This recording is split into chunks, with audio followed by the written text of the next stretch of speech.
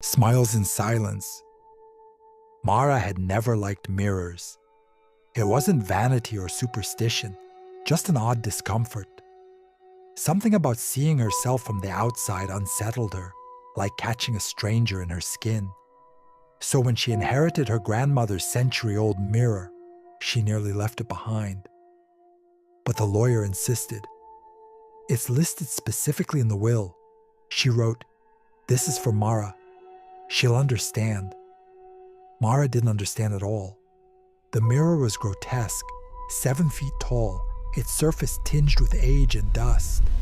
The frame was black walnut, carved with gnarled faces twisted in agony or laughter. It was hard to tell which. The movers grunted and swore as they hoisted it into her apartment, propping it against the hallway wall. It didn't match anything in her home. Still, she didn't have the heart to throw it away. That night, as she passed it with a cup of tea in hand, something made her pause. Her reflection stood just as she did, but her hand lingered a second too long on the banister. It was barely noticeable. She blinked, leaned closer, squinted. The reflection moved normally now. Maybe she was tired. She covered the mirror with a blanket. 3 nights later, she woke to a soft thump in the hallway. Bleary-eyed, she crept out of bed and peered down the corridor. The blanket was on the floor. The mirror stared back at her, bare and gleaming in the dim moonlight.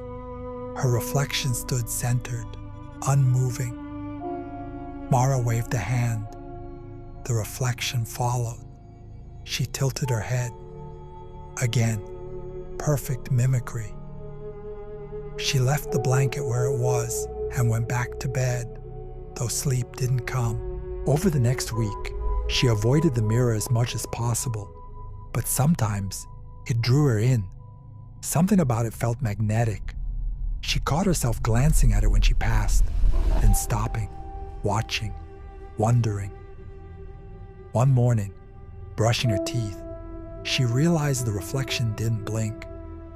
Her own eyes watered from the minty sting of toothpaste, but in the mirror, her image stared blankly, steadily. No blinking, no movement, just watching. She dropped the toothbrush and bolted from the room.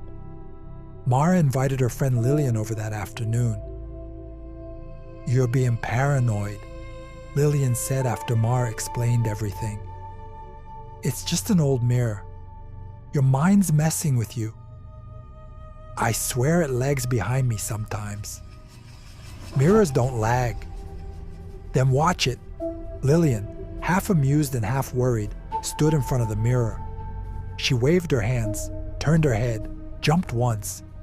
Her reflection mirrored her perfectly. "I don't see anything wrong." But Mara did, for just a moment. When Lillian turned her head, the reflection looked at Mara. Its eyes flicked to her directly, as if acknowledging her presence. It knew. That night, Mara locked herself in her room. She texted Lillian. "Something is wrong with the mirror. I'm going to cover it again tomorrow. I might even smash it." No reply. She curled up on the bed, covers tight, every creak of the floorboard setting her nerves alight. Then came the whisper. "Mara." It was faint, like breath against her ear, but it came from the hallway. She shoved the dresser against the door and stayed awake until sunrise. The next day, she stood before the mirror again. Her reflection smiled. She did not.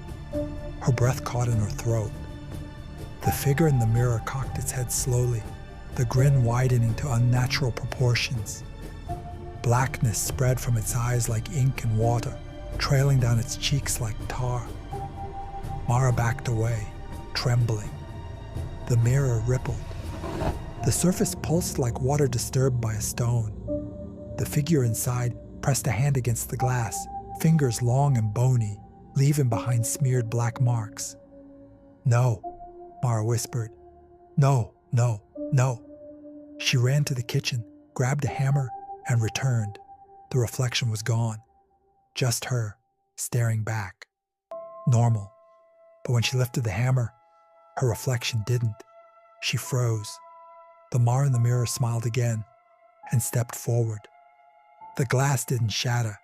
It bent like a membrane, and the reflection stepped out, barefoot, black-eyed, with a perfect, twisted grin. The real Mara screamed, swung the hammer, but the doppelganger caught her wrist effortlessly and yanked her forward, right into the glass. It was like falling into icy water. She reached back, clawing at the surface, but it was already solid again. She screamed, but no sound escaped. Inside the mirror, the world was a perfect replica of her home, except everything was gray, cold, and wrong.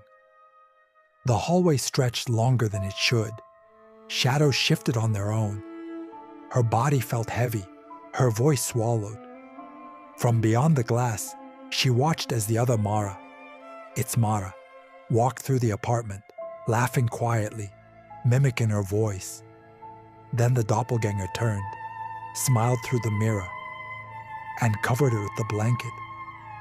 Days passed, or maybe years. Time was meaningless inside. Mara no longer screamed. She just sat in the corner, watching the faint shimmer of light through the dusty cloth. Sometimes she heard footsteps, voices. Lillian came once, calling her name, but the doppelganger had answered, wearing her skin. No one knew. And now the reflection waited, because mirrors are patient, and somewhere, someone else will inherit it next. If you enjoyed this video, don't forget to like, share, and subscribe to the channel. It really helps a lot and lets me keep making more interesting content for you.